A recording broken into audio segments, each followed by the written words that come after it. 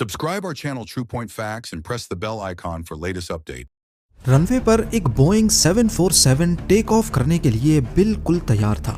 घनी धुंध के बीच पायलट ने थ्रस्ट लिवर ऊपर किए, हेडलाइट्स ऑन की और एयरक्राफ्ट अब टेक ऑफ स्पीड को क्रॉस कर चुका था।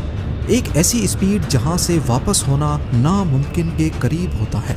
लेकिन ऐन इस मौके पर धुंध के बीच एक साया नमूदार होने लगा और ये साया था एक दूसरे बोइंग 747 का जो उसी रनवे पर उल्टी डायरेक्शन में अब सिर्फ चंद मीटर्स ही दूर था। इसके बाद जो हुआ उसको इमेजिन करना भी काफी मुश्किल है। सवाल ये है कि आखिर नौबत यहाँ तक पहुँच कैसे गई, एयर ट्रैफिक कंट्रोलर क्या कर रहा था और कौन सी एक छोटी सी गलती थी जिसने जन्म दिया एविएशन हिस्ट्री के सबसे खतरनाक हादसे को। ये दुख भरी रुदाद पेश आई स्पेन के कैनरी आइलैंड्स में, जिसे दुनिया आज टेनरिफ एयरपोर्ट डिजास्टर के नाम से याद करती है। नाजरीन, इस कहानी की शुरुआत हादसे के एक दिन पहले 26 मार्च 1977 को शुरू होती है, जब पैन एम फ्लाइट 1736 एक Boeing 747 jumbo jet Los Angeles airport से टेक ऑफ होता है। इसको न्यूयॉर्क में लैंड करके कुछ पैसेंजर्स उठाने थे और फिर इसकी फाइनल डेस्टिनेशन थी समंदर पार कैनरी आइलैंड्स का शहर लास पाल्मस। ये एक चार्टर्ड फ्लाइट थी और इसी वजह से पूरी तरह बुक्ड थी, जिसमें ज्यादातर बड़ी एज के पैसेंजर सवार थे जो लास पाल्मस में क्रूज शिप को एंजॉय करने का इरादा रखते थे। लास पाल्मस कैनरी आइलैंड्स का कैपिटल है, जो मोरक्को की कोस्ट से तकरीबन 100 किलोमीटर दूर स्पेन का सबसे सदर्न पार्ट है। ये जगह अपने ट्रॉपिकल मौसम की वजह से दुनिया भर में काफी फेमस है। लेकिन 1977 में कैनरी आइलैंड्स की खूबसूरत ढाल के पीछे एक पॉलिटिकल टेंशन छुपी थी। यहाँ एक ग्रुप जिसको MPAIAC कहा जाता था, स्पेन से कैनरी आइलैंड्स की आज़ादी के लिए आवाज उठा रहा था और अपनी इस कैंपेन के लिए अक्सर ये ग्रुप वायलेंस का सहारा भी लेता। और इसी तरह के ही एक वायलेंट इवेंट से इस खतरनाक हादसे की शुरुआत होती है। पैन एम फ्लाइट 1736 ने न्यूयॉर्क के JFK इंटरनेशनल एयरपोर्ट से पैसेंजर्स उठाए और रवाना हो गई लास पाल्मस आइलैंड की जानिब। इसके केबिन क्रू में शामिल 56 इयर्स के captain Victor Grubbs, first officer 39 years के रॉबर्ट ब्रैग और 46 इयर्स के फ्लाइट इंजीनियर जॉर्ज वॉन समेत 13 फ्लाइट अटेंडेंट्स और 380 पैसेंजर्स शामिल थे। ये तो सारी डिटेल्स थी पैन एम फ्लाइट 1736 की, जो अब अटलांटिक ओशन के ऊपर क्रूज कर रही थी। अब आते हैं दूसरे जहाज की तरफ जो इसी हादसे का शिकार होना था। नेदरलैंड्स के शहर एम्स्टर्डम एयरपोर्ट पर KLM फ्लाइट 4805 तैयार हो रही थी। ये भी एक बोइंग 747 ही था और इसको भी कैनरी आइलैंड्स के शहर लास पाल्मस ही जाना था। इसके कॉकपिट में 50 साला कैप्टन जैकब, 42 इयर्स के फर्स्ट ऑफिसर क्लास और 48 इयर्स के फ्लाइट इंजीनियर विलियम शामिल थे। इसमें 11 फ्लाइट अटेंडेंट्स और 235 पैसेंजर सवार थे। KLM फ्लाइट 4805 ने बोर्डिंग के बाद एम्स्टर्डम इंटरनेशनल एयरपोर्ट से उड़ान भर ली। अब ये दोनों एयरक्राफ्ट्स कैनरी आइलैंड्स के लास पाल्मस एयरपोर्ट की तरफ रवां दवां थे। इसी दौरान लास पाल्मस एयरपोर्ट पर 2 आदमी टर्मिनल बिल्डिंग की तरफ बढ़ते हैं और एक फ्लावर शॉप के बाहर एक बैग रखकर कहीं गायब हो जाते हैं। एक ऐसा बैग जिसमें काउंटडाउन टाइमर के साथ बॉम्ब लगा हुआ था। ठीक दोपहर के 1 बजे लास पाल्मस एयरपोर्ट की रिसेप्शन पे एक फोन कॉल आती है। अगली तरफ वाले शख्स ने अपना ताल्लुक MPAIAC ग्रुप से जाहिर किया, वही ग्रुप जिसका जिक्र वीडियो की शुरुआत में हुआ था, और कहा कि अगले 15 मिनटों के बाद लास पाल्मस एयरपोर्ट में बॉम्ब ब्लास्ट होने वाले हैं। एयरपोर्ट के अमले ने फौरन हरकत में आते ही 15 मिनट से पहले पूरा लास पाल्मस एयरपोर्ट खाली करवा दिया और उनकी ये भगदड़ तब खौफ में बदल गई जब ठीक 15 मिनटों के बाद हुआ एक जोरदार धमाका। इस ब्लास्ट की वजह से टर्मिनल बिल्डिंग की छत का एक बड़ा हिस्सा गिर गया, पर इसके बाद लास पाल्मस एयरपोर्ट की तमाम सरगर्मियां सस्पेंड कर दी गईं। तमाम फ्लाइट्स कैंसिल और जिन फ्लाइट्स को यहाँ लैंड करना था उनको डाइवर्ट कर दिया गया। कुछ देर बाद एम्स्टर्डम से आने वाली KLM फ्लाइट 4805 लास पाल्मस के करीब पहुंच चुकी थी। पर एयर ट्रैफिक कंट्रोलर ने उनको एयरपोर्ट पे होने वाले धमाके की इत्तला दी और फ्लाइट को टेनेरिफ आइलैंड के एयरपोर्ट पे लैंड करने की हिदायत दी, जो यहाँ से 110 किलोमीटर दूर था। KLM के कैप्टन ने मजीद 25 मिनट की उड़ान के बाद दोपहर 1:38 पे टेनेरिफ एयरपोर्ट के रनवे 30 पर लैंड कर लिया। ठीक उसी वक्त न्यूयॉर्क से आने वाली पैन एम फ्लाइट 1736 भी लास पाल्मस के करीब पहुंच चुकी थी और उसको भी टेनेरिफ एयरपोर्ट पे डाइवर्ट कर दिया गया। इस वक्त तकरीबन तमाम फ्लाइट्स को ही टेनेरिफ एयरपोर्ट पर डाइवर्ट किया जा रहा था, क्योंकि यही सबसे करीबी एयरपोर्ट था। अब देखते ही देखते टेनेरिफ एयरपोर्ट पर रश बढ़ रहा था।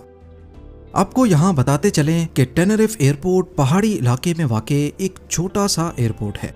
अटलांटिक ओशन से बहुत करीब इसकी ऊंचाई 2000 फीट के आसपास है। ये इलाका ऊंचे पहाड़ों से घिरा हुआ है और इसी वजह से अटलांटिक ओशन की नम हवाएं पहाड़ से टकराकर जब ऊपर की तरफ जाती हैं तो फौरन ठंडी होकर बादलों में बदल जाती हैं, और ये सब यहाँ अचानक होना बहुत ही नॉर्मल है। जब पैन एम फ्लाइट और KLM फ्लाइट ने टेनेरिफ एयरपोर्ट पे लैंड किया तो विजिबिलिटी बिल्कुल ठीक थी, लेकिन अब अचानक यहाँ की विजिबिलिटी बादलों की वजह से कम हो चुकी थी। जब बादल रनवे पर होते तो विजिबिलिटी 300 मीटर तक कम हो जाती और दूसरे ही लम्हे 2 किलोमीटर दूर तक सब कुछ क्लियर नजर आने लगता। अब यहाँ एयरपोर्ट पर इनको कितनी देर रहना था ये फिलहाल कंफर्म नहीं था। पैसेंजर्स को उतार दिया गया ताकि वो लंबी फ्लाइट के बाद थोड़ा फ्रेश हो सकें। इतनी देर KLM फ्लाइट 4805 जिसको वापस एम्स्टर्डम जाना था, उन्होंने अपना फ्यूल टैंक यहीं पर रीफिल करवाने का सोचा ताकि लास पाल्मस एयरपोर्ट वापस खुले तो वहां पर रिफ्यूलिंग में टाइम जाया ना हो। अभी उन्होंने रिफ्यूलिंग शुरू ही की थी कि लास पाल्मस के खुलने की खबर आ गई। दोनों फ्लाइट्स ने पैसेंजर्स दोबारा ऑन बोर्ड किए, लेकिन KLM की रिफ्यूलिंग की वजह से टैक्सी वे ब्लॉक्ड था।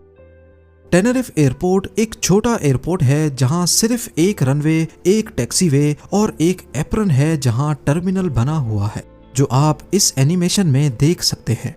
यहाँ पर इतना ज्यादा रश होना काफी एबनॉर्मल था, और वो भी बोइंग के जंबो जेट्स का रश। KLM फ्लाइट 4805 की रिफ्यूलिंग की वजह से पैन एम एयर टर्मिनल से निकलकर रनवे पर नहीं जा सकती थी। तभी उनको कहा गया कि जब तक KLM की रिफ्यूलिंग पूरी नहीं हो जाती उन्हें टर्मिनल के पास ही वेट करना होगा। 4:45 पे KLM की रिफ्यूलिंग खत्म हो गई और कैप्टन ने टैक्सी वे से हटने की तैयारी शुरू कर दी। अब क्योंकि एप्रन दूसरे जहाजों से भरा हुआ था जो टैक्सी वे को भी ब्लॉक किए हुए थे, तभी टेक ऑफ के लिए रनवे के ईस्ट एंड तक जाने के लिए कंट्रोलर ने KLM के पायलट्स को, जो टैक्सी वे के बिल्कुल वेस्ट साइड पे पार्क था, इंस्ट्रक्शंस दी कि वो रनवे पर ही टैक्सी करते हुए एक्सट्रीम ईस्ट एंड पे जाकर 180 डिग्री टर्न लेकर टेक ऑफ की तैयारी करें। जब KLM 4805 ने टैक्सी करना शुरू किया तो कंट्रोलर ने पैन एम एयर को इंस्ट्रक्शंस दी कि वो रनवे पर ही KLM को फॉलो करें, लेकिन C3 एग्जिट से टैक्सी वे पर चढ़ जाएं, क्योंकि इसी रनवे पर KLM 4805 को टेक ऑफ करना था। विजिबिलिटी काफी कम थी और हर गुजरते मिनट मजीद खराब होती जा रही थी। KLM 4805 ने टैक्सी करते हुए पूरे रनवे को क्रॉस किया और ईस्टर्न एंड पर आकर 180 डिग्री का टर्न लेकर टेक ऑफ पोजीशन में आ गई। पैन एम एयर के पायलट्स ने भी रनवे पर टैक्सी करना शुरू किया, लेकिन धुंध की वजह से वो C1 और C2 एग्जिट्स को तो देख पाए, लेकिन C3 एग्जिट उनसे मिस हो गई। क्योंकि C3 एग्जिट वापस एप्रन की तरफ जा रही थी, शायद इसी वजह से वो C3 को देख ही नहीं पाए। दूसरा, टेनेरिफ एयरपोर्ट पर साइन मार्क्स की भी कमी थी। रनवे एग्जिट्स के लिए टारमेक पर ही इशारे लगाए जाते हैं, लेकिन यहाँ पर ये साइन मार्क्स मिसिंग थे। जब पैन एम फ्लाइट 1736 C2 को क्रॉस कर रही थी, उसी वक्त KLM 4805 के कैप्टन ने कंट्रोल टावर से टेक ऑफ की परमिशन मांगी और यहीं से बैक टू बैक कंफ्यूजन्स का एक सिलसिला शुरू हो गया। कंट्रोल टावर से ये दोनों जहाज धुंध की वजह से नजर नहीं आ रहे थे और ना ही इस एयरपोर्ट पर रेडार सिस्टम इंस्टॉल था। इस मौके पर कंट्रोल टावर ने KLM को बताना शुरू किया कि टेक ऑफ के बाद उनको कौन सा रूट लेना है, लेकिन इस मैसेज में कहीं भी उनको टेक ऑफ की परमिशन नहीं दी गई।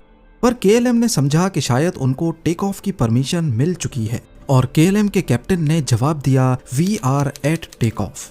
अब असल में उन्होंने we are at take off बोला या वी आर टेकिंग ऑफ बोला, ये अभी तक क्लियर नहीं है, लेकिन इसके जवाब में कंट्रोल टावर ने बोला ओके। पर चंद सेकंड्स के गैप के बाद कंट्रोल टावर ने क्लियर कर दिया stand by for take off, I will call you. ये एक बहुत अहम मैसेज था जिसमें क्लियर बताया गया था कि अभी टेक ऑफ नहीं करना। पर यह मैसेज KLM के कॉकपिट तक पहुंचा ही नहीं, क्योंकि एन इस वक्त रनवे पर ही C3 के करीब पैन एम फ्लाइट 1736 के पायलट जो ये सारी कन्वर्सेशन सुन रहे थे, उन्होंने भी एक मैसेज रिले किया कि we are still down the runway. यानी कंट्रोल टावर का KLM को स्टैंड बाय रहने का मैसेज और पैन एम का मैसेज दोनों एक ही वक्त में रिले हुए, जिसकी वजह से KLM के कॉकपिट में सिर्फ एक डिस्टॉर्शन जैसी आवाज सुनाई दी। पैन एम फ्लाइट 1736 जो अब अनजाने में C3 को क्रॉस कर चुकी थी, उनको कंट्रोल टावर ने बोला कि जब आप रनवे को एग्जिट करें तो मुझे बता दें, जिसका पैन एम के पायलट्स ने ओके का जवाब दिया। पर इस वक्त तक KLM फ्लाइट 4805 के कैप्टन ने थ्रस्ट लिवर्स ऊपर कर दिए थे, ये समझते हुए कि कंट्रोल टावर की परमिशन मिल चुकी है। अब यहाँ पर KLM के फ्लाइट इंजीनियर ने कंट्रोल टावर का पैन एम फ्लाइट को दिया गया मैसेज सुन लिया था और उन्होंने फौरन कैप्टन को बताया कि अभी तक वो रनवे पर ही हैं। लेकिन पता नहीं क्यों कैप्टन ने शायद शोर में कुछ और ही समझा और सिर्फ इतना बोला ओह यस, और टेक ऑफ जारी ही रखा। धुंध की वजह से उनको सिर्फ 300 मीटर का एरिया दिख रहा था। इसी दौरान अचानक पैन एम के पायलट्स को रनवे पर धुंध के बीच हेडलाइट्स जाहिर हुई। पहले तो उनको लगा कि शायद KLM फ्लाइट रुकी हुई है, लेकिन अगले ही लम्हे उन्हें अंदाजा हो गया कि ये तेजी से उनकी तरफ बढ़ रही है। उन्होंने फौरन जहाज को मोड़ने की कोशिश की, लेकिन अब बहुत देर हो चुकी थी। KLM का राइट इंजन पैन एम के फर्स्ट क्लास पोर्शन को उड़ाता हुआ ले गया।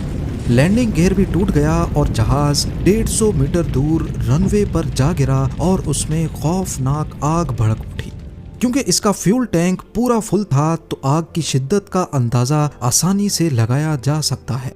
इसमें मौजूद तमाम 248 पैसेंजर्स मौके पर ही हलाक हो गए। वहां पैन एम फ्लाइट के पैसेंजर्स को तो ये सोचने का भी मौका नहीं मिला कि आखिर हुआ क्या है। फर्स्ट क्लास के पैसेंजर्स तो मौके पर ही खत्म हो गए, लेकिन नीचे इकोनॉमी क्लास के कई पैसेंजर्स को छत में हुए सुराख से निकलने का मौका मिल गया। कई ने 20 फुट की ऊंचाई से छलांग लगाकर अपनी जान बचाई। पैन एम फ्लाइट के 396 पैसेंजर्स में से सिर्फ 61 लोग ही जिंदा बच सके।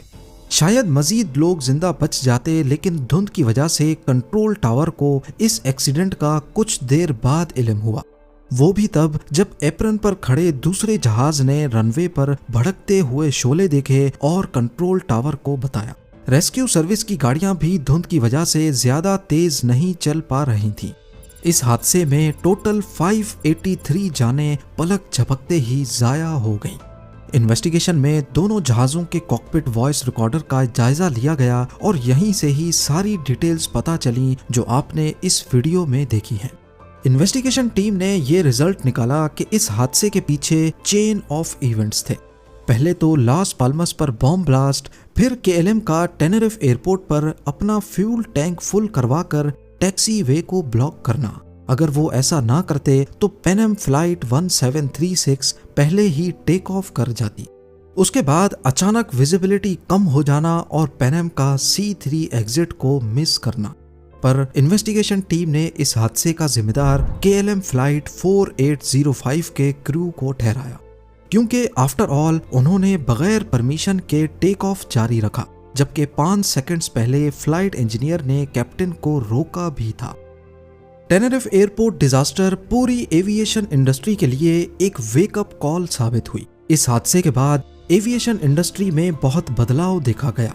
कॉल साइंस में तब्दीली की गई, उनके रूल्स चेंज किए गए, तमाम एयरपोर्ट्स पर रेडार को मैंडेटरी किया गया और रनवे पर होल्डिंग पॉइंट्स और इंडिकेटर्स का होना लाजमी करार दे दिया गया।